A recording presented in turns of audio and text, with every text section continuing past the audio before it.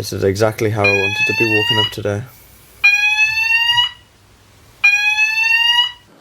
I forgot to submit one of the pieces of work that was due yesterday. My supervisor's now complaining. So that's what I'm doing first today.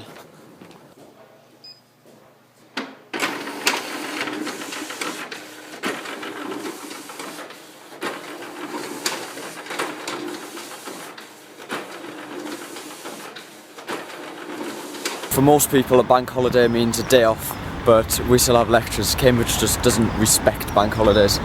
In fact, Cambridge is older than bank holidays. According to Wikipedia, the first official bank holidays were in the 4 days named in the Bank Holidays Act 1871, and Cambridge was founded or established in 1209.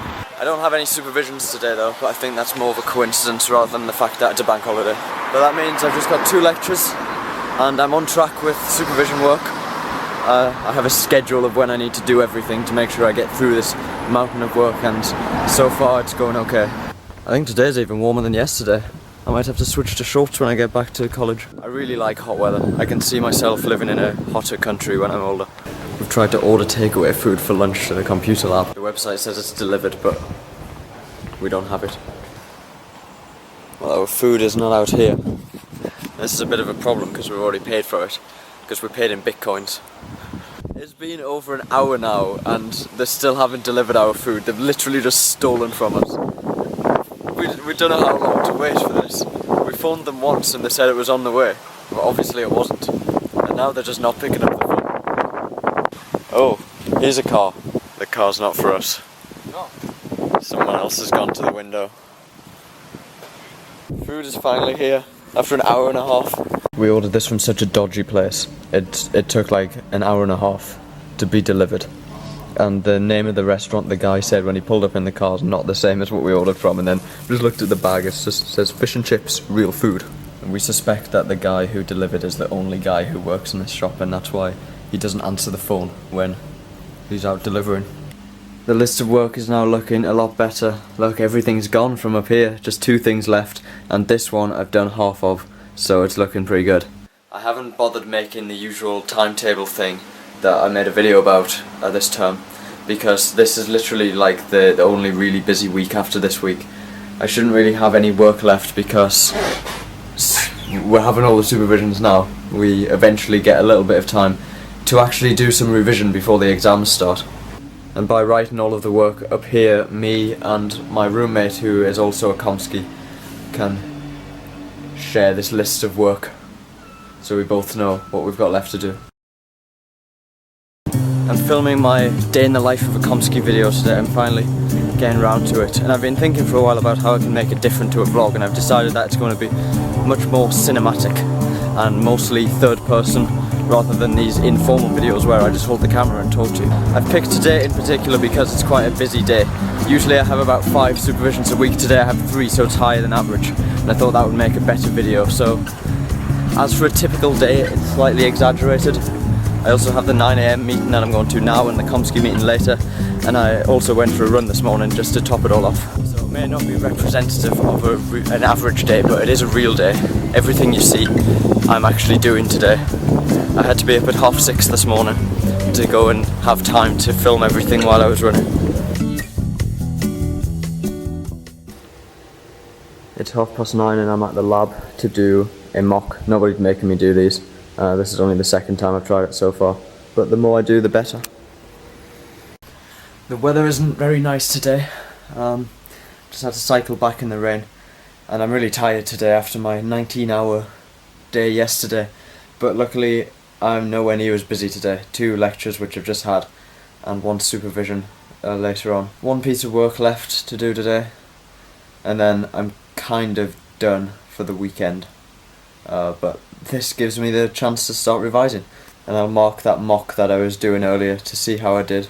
Probably not very well though. Our artificial intelligence supervisor is not a computer scientist, he's from the Department of Psychology, so it'll be interesting to see how this compares to a normal supervision. This supervision's in L staircase, this weird one that's hidden in Erasmus.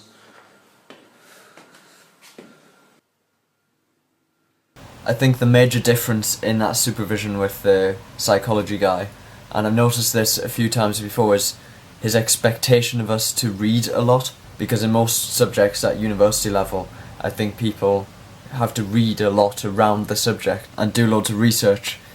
And that doesn't happen in computer science, at least not at Cambridge. We just Google everything and read Wikipedia. Our supervision on artificial intelligence yesterday, he expected our essays to be full of references, and I've never had to write anything in my life where I've needed to reference my sources. And he complained that I just stole an example from Wikipedia. He said that was plagiarism, and it was bad enough that I used Wikipedia as my source, and even worse that I didn't reference anything for it.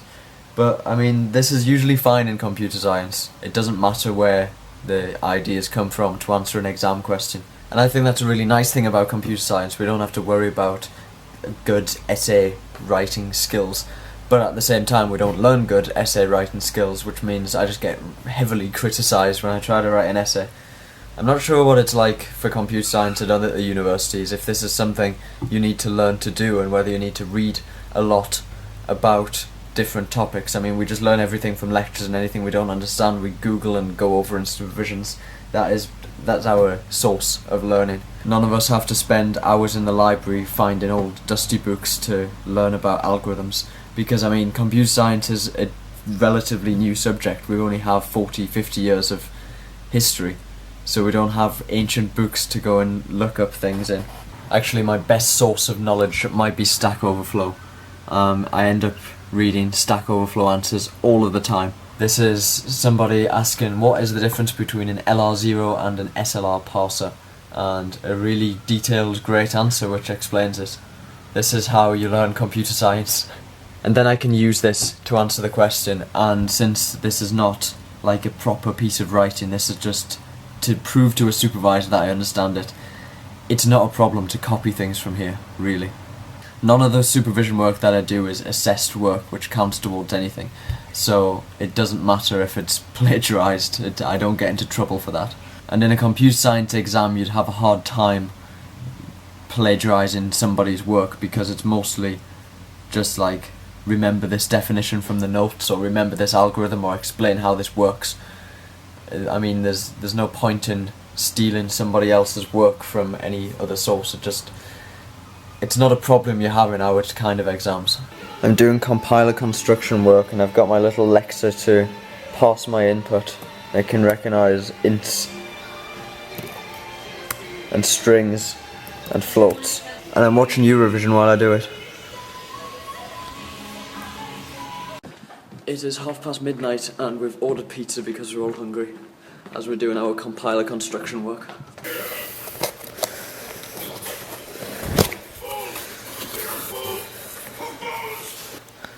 I know this is really unhealthy, but I've just found a can of Fanta in my bag. I'm giving up with this compiler construction work for tonight. I'm going to finish it in the morning because I'm really tired, and I'm therefore really likely to make a mistake. I've got half a pizza for breakfast. It is 1:50. I'm setting my alarm for 7:50. Some people have asked me how much sleep I get in Cambridge. Do the maths, I'm too tired to. Hopefully I'll have enough time to finish this and hand it in by 12, and then go to lectures, and then go to London. More on that in the next video. Thanks for watching.